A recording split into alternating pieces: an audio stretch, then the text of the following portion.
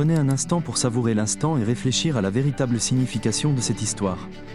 Le Phantom 3500 n'est pas qu'un simple nouvel avion, c'est un symptôme. Le signe que l'aviation d'affaires entre dans une ère nouvelle. Un jet privé décolle d'une piste inaccessible à ses concurrents. Vole à une vitesse proche de celle du son, consomme 60% de carburant en moins que n'importe quel rival de même taille, et détail troublant, il est dépourvu de hublot. Observez attentivement cette image, un fuselage lisse, continu, presque extraterrestre. Sans ces rangées de petites fenêtres que l'on voit sur tous les avions depuis les années 1950. Juste une surface en fibre de carbone parfaite. Comme si l'appareil avait été sculpté dans un seul bloc. Et c'est précisément ce qui terrifie Gulfstream. Bombardier et Embraer, car le Phantom 3500 de la société américaine Auto Aerospace vient de franchir une étape cruciale de son développement. En mai 2026, l'appareil a achevé son examen préliminaire de conception. En 2027, il effectuera son premier vol, en 2030. Il entrera en service, et une seule entreprise, FlexJet, en a déjà commandé 300 exemplaires avant même L'. Existence du prototype. 300 appareils que personne n'a encore vu voler. Mais pourquoi débourser des milliards de dollars pour un jet sans hublot ? Quelle est cette technologie qui promet de réduire les émissions de 80% et que personne dans l'industrie traditionnelle ne parvient à reproduire ? La réponse commence par un mot que peu d'ingénieurs maîtrisent. Écoulement laminaire. Et ce que vous allez découvrir dans les prochaines minutes pourrait bien marquer le début de la fin de l'aviation d'affaires telle que nous la connaissons. Pour comprendre pourquoi le Phantom 3500 représente une menace existentielle, il nous faut remonter quelques années en arrière. Plus précisément dans un désert californien où un prototype très étrange a pris son envol dans un silence quasi total. Nous sommes en 2019, l'avion s'appelle Celera 500L.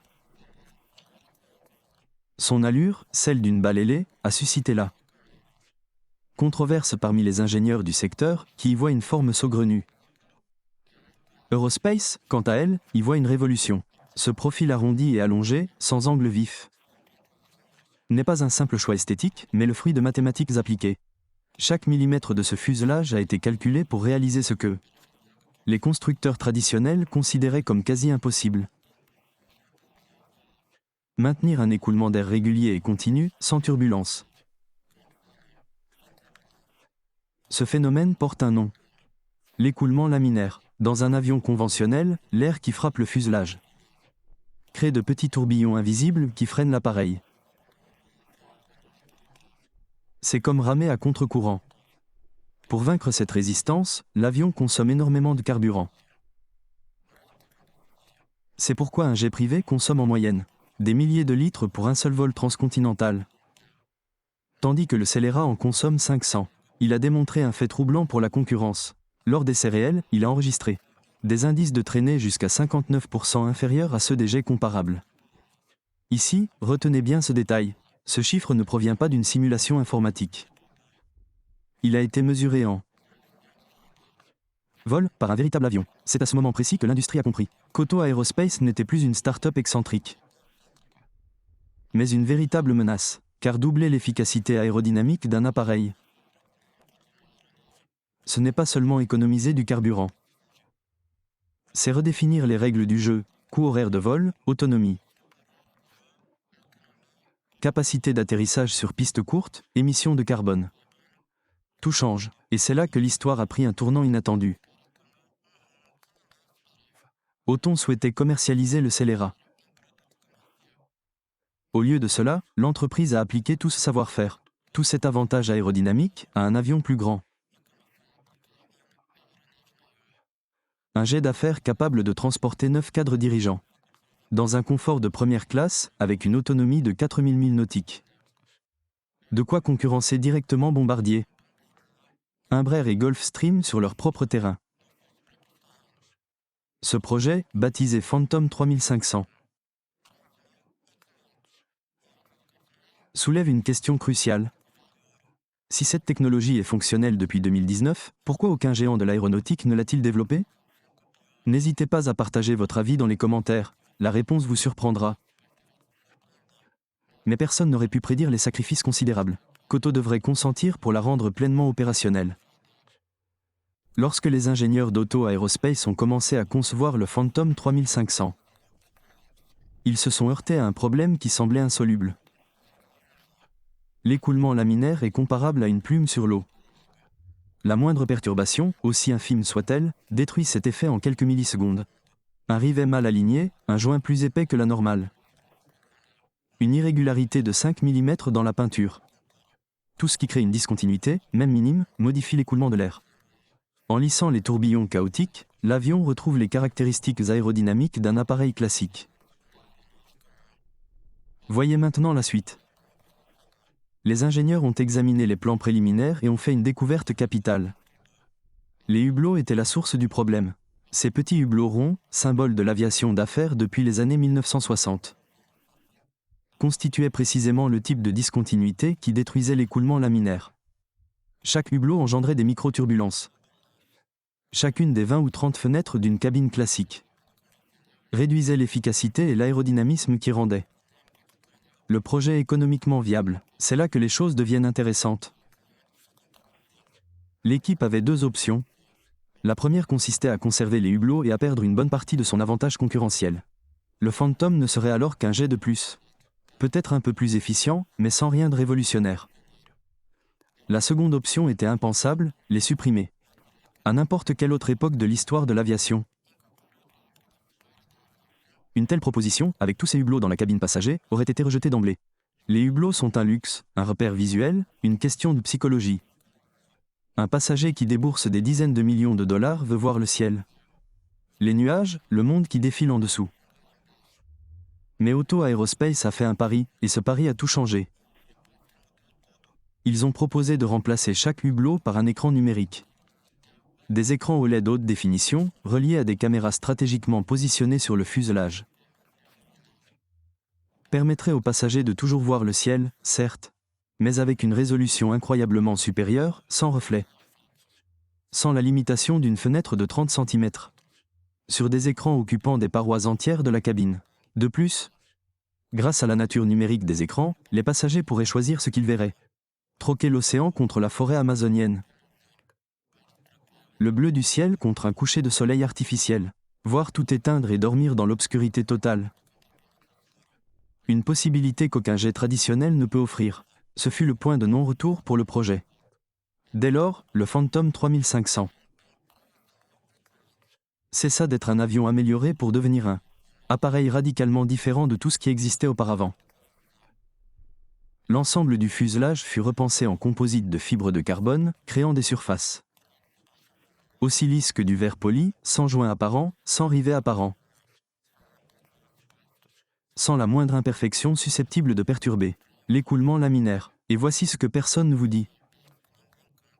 Cette même décision a permis à l'appareil de réaliser une prouesse que ses concurrents ne peuvent accomplir. Atterrir sur des pistes de moins de 1067 mètres, 3500 pieds. Soit environ 100 mètres, dans des aéroports régionaux auparavant inaccessibles aux jets de cette taille.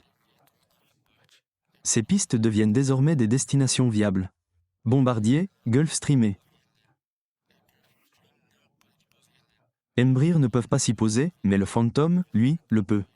Si vous nous suivez depuis le début, abonnez-vous à la chaîne. Car la suite révèle la véritable raison pour laquelle Flexjet a dépensé des milliards de dollars avant même le premier vol de l'avion. La vérité a alors éclaté. Une vérité qui a bouleversé le marché des jets d'affaires. Lorsque Flexjet, l'un des plus importants opérateurs de propriété partagée au monde, a annoncé une commande de 300 Phantom 3500, le secteur est resté muet.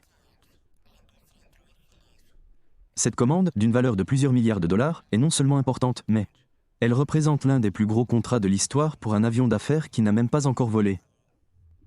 Pour mettre les choses en perspective, 300 jets représentent plus que la flotte entière de nombreuses compagnies régionales.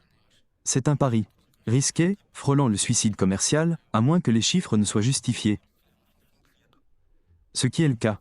Voici la révélation qui bouleverse le marché.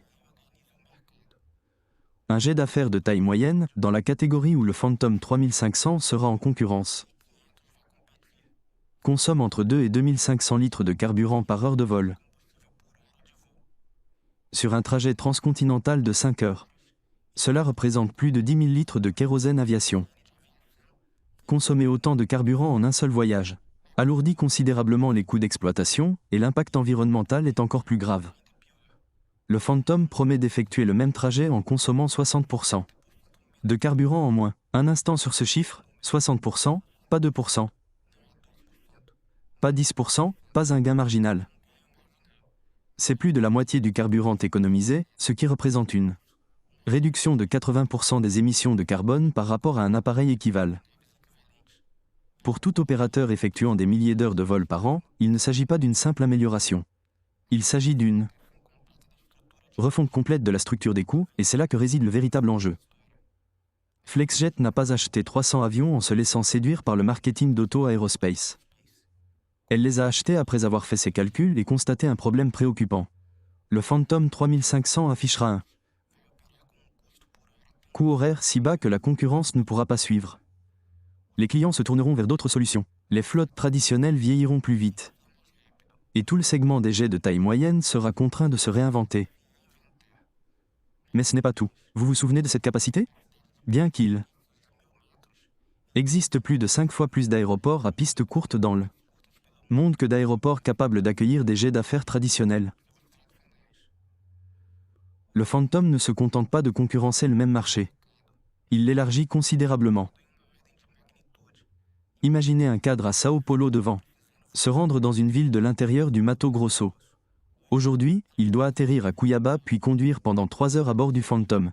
Il a atterri directement sur une piste municipale à 20 minutes de sa destination. Ce type d'opération est inédit. Il le deviendra à partir de 2030. Et voici le rebondissement que personne dans la concurrence n'avait anticipé.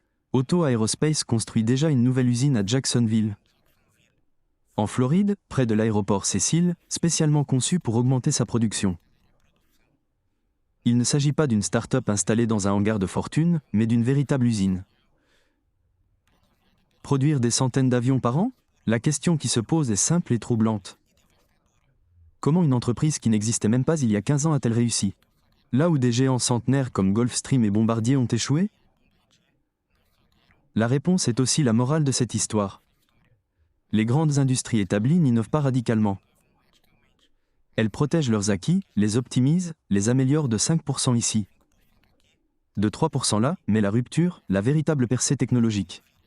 L'innovation technologique vient presque toujours de l'extérieur, de quelqu'un qui n'a rien à perdre et tout à prouver, et c'est précisément ce qu'a fait Auto